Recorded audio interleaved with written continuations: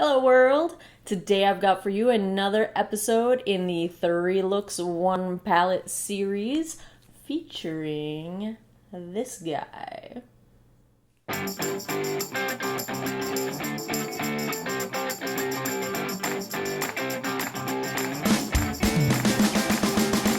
Hey everybody, Shelly here, and today I've got for you another 3 Looks 1 palette featuring the Kat Von D Metal Matte palette, and this is my new love. I was hesitant after I felt that the Kat Von D Serpentina palette was such a fail. I returned that. The mattes in that palette were just unsatisfactory for a palette of the prestige level and the price that you pay for Kat Von D. So I picked up Metal Matte.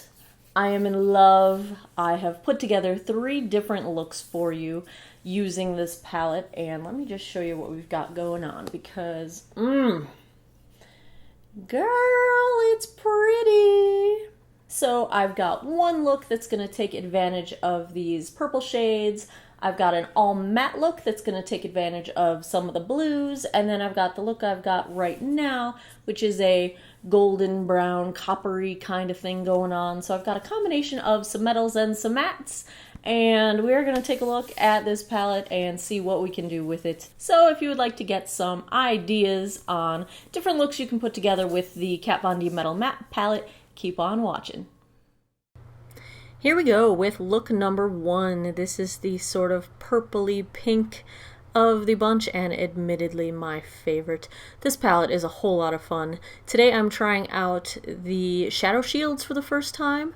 They're super sticky, oh my goodness. But anywho, I'm starting out with Fringe and a very fluffy, this is an IT Cosmetics crease brush to apply Fringe as a transition shade. Now if you've got hooded lids, you've got to kind of go above the hood. And now into my crease on that same brush, I'm going to take Silk and put that kind of all over where we started with the transition and darkening the crease just a little bit. Last up, I'm switching brushes. This is the Sigma E25 blending brush, and I'm using ribbon to go into the lower part of the crease and the outer sort of third or the outer V of the eye to give a little bit of a deeper base as we get ready to go in with some of the metals. My favorite color in this palette so far, right now, Volt, this metal color, and oh, there it is. Volt is beautiful. Look at this thing. I just can't even handle it. I'm using a Real Techniques flat shadow brush, their small flat shadow brush. And now with an ultra small flat shadow brush, I am using Glitz in the inner third and inner corner of my eye. And then I'm going to go into the center again with a Real Techniques small flat shadow brush and the metal color Twinkle. It is beautiful, and I'm just kind of blending these two together. And I did not pick up any more product. I just went back in with that Sigma brush to kind of blend out the crease. And lastly, I'm darkening up, same brush, no additional color, getting a little more Volt into the corner there, and just deepening things up a little bit. Now I'm showing you this I know it's horrible looking. Oh my god, I added like 10 years to my eye wrinkles. They're really sticky. Yeah, really sticky. I just cringe thinking about it. I am going under the eye with a little bit of ribbon, and now I'm going in with Volt to darken it up on the lower lash line. And I just wanted a sort of soft, smoky look. I'm going to smoke it out a little bit with Fringe. This is a brush that I just got from Medusa's Makeup, a vegan and cruelty-free brush. And I'm just sort of blending that out. And last, with that original fluffy IT Cosmetics brush, just blending, and I'm touching up the inner corner just a little bit. So here is the finished first look. My favorite. I really enjoy this look. I'm wearing it again today, actually, even though it's a few days since I filmed this. So here is look number 2. We went a little bit blue this time, and this is an all matte look. This is similar to one of the looks that comes on the card that comes with the Metal Matte palette. I am starting with a Wet n Wild large flat shadow brush and the shade Bone just to set my eye primer. I did use the Too Faced Shadow Insurance Primer for all 3 of these looks. And now I'm going in with the gorgeous yellow feather color, the matte yellow. It's a light sort of lemonade feathery. It really looks like a peacock feather yellow. It's gorgeous. I'm taking my Morphe M441, basically just a crease blending brush, and going on with fringe to set the sort of crease and transition color. Again, I have hooded eyes, so I have to go a little bit above my crease in order to see it when I look straight forward. You'll see that I often have to stop and look up and see how everything is looking at the straightforward head-on angle because, yeah, hooded lids. This is a small flat shadow brush from IT Cosmetics, and here we go with Velour. Now, this is a deep blue shade, but I'm putting it over yellow, so it's pulling a little bit more to the green because, of course, yellow and blue make green. I wanted that. I did that intentionally, but if you don't want that, you can probably skip that outer third of your eye when you're covering the yellow with feather, and that way you will have a more deeper blue. But I figured I could get the sort of bluish green going and transition it and then just pack on some more blue where I wanted it to be darker. Now I'm still using that same blue, that velour, but I switched to my mini version of my Sigma E25 brush. Same color, but I'm taking this into the crease because this brush is just a little bit more precise when going into the crease, but it still can blend really nicely. It's one of my favorite crease brushes for people with hooded lids because it's just really easy to sort of tuck it in there, have control, but also have beautiful blending. And just take your time with this. Don't go ham and crazy with the color all right away. Just blend, blend, blend. Go nice and slow. Now I'm taking that Morphe brush again with just a little bit more of fringe to blend out the corners of that blue because we want a really soft transition from the blue to the nothingness, lest we look like we're stuck in the 80s.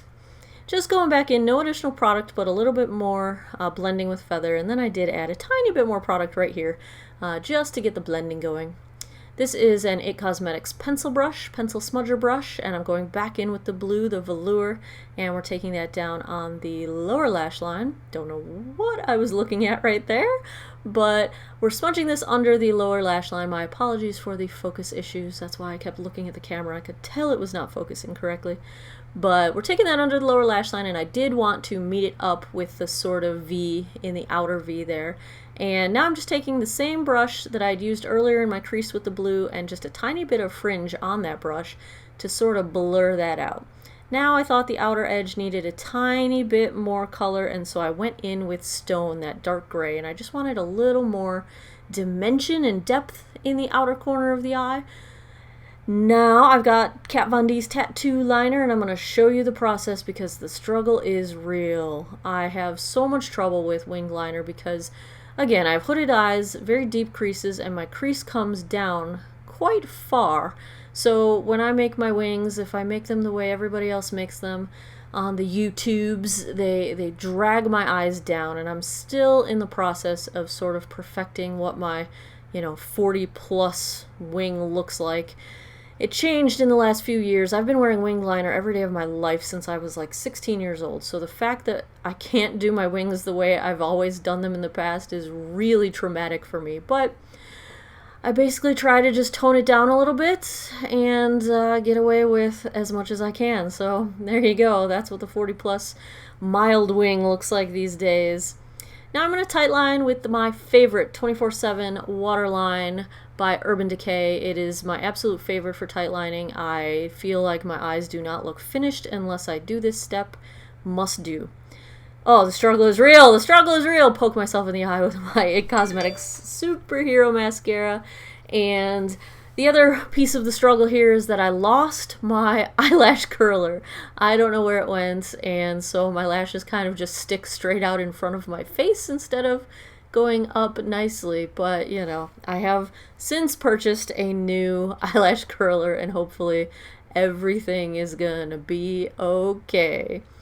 Lastly, I'm going to go up for little highlights above the brow bone, and I'm taking linen just underneath my brow.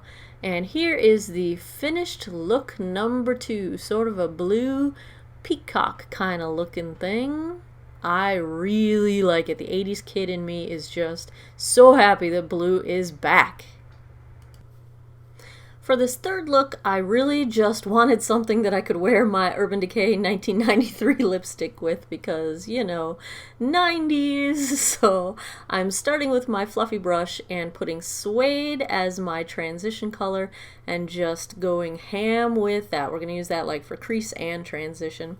And next I'm going in with Fringed at the top part of the crease transition so that it just has a soft little warm transition up to the top. Now I'm going in with a slightly more dense crease brush, and this is the dark brown color Oak, and I don't recommend going in with as much product as I did. I was a little surprised, but luckily these blend super well, and I was able to blend it out and make everything okay. But normally I would say go in a little bit lighter hand so that you don't end up with too much product. I'm using that same fluffy brush, just blending out the edges, and now with a Real Techniques small flat shadow brush, I am going in with Synergy from the Metals, and this is a gorgeous coppery sort of color, bronzy copper, and it's just, it's super smooth, it's just awesome, I love it. A little bit more Oak in that outer corner just to give it some depth, and this is my It Cosmetics small shadow brush, and I'm just tapping on a tiny bit of flash to get a little bit of gold in the center of the lid there, just for a little sparkly, dimension-y kind of a thing. On the lower lash line, I must admit I am not so pleased with how my lower lash line turned out.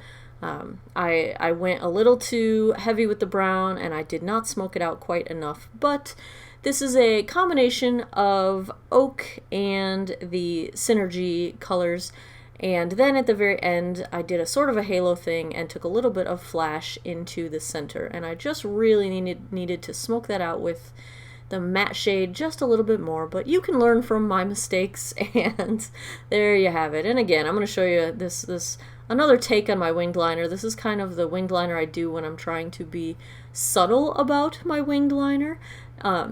Again, hooded lids make it very hard to get a good wing, so I can't take my wing very far out unless I make it a huge wing. So if I want to be subtle about it, it's got to be pretty small. Once again, my Urban Decay 24/7 Waterline pencil and my It Cosmetics Superhero Mascara still did not have a curler at this point. And yes, struggle is real. I'm about to poke myself in the eye. There we go again. How many times? And then I get mascara all over my face. Yes, the struggle is real. But the finished look turned out okay. If I wasn't so unhappy with the lower lash line, I really love how it turned out on the upper lid, but I'm pleased with that part. There you go, 3 looks with the Kat Von D Metal Matte palette. If you would like me to check out some more palettes, please feel free to list them in the comments down below. Let me know what you would like to see. If you enjoyed this video, give it a thumbs up and subscribe if you haven't already. I thank you guys for taking some time out of your day to hang out and geek out over makeup with me. I appreciate your time. Take care of each other. Have a good one. Bye-bye.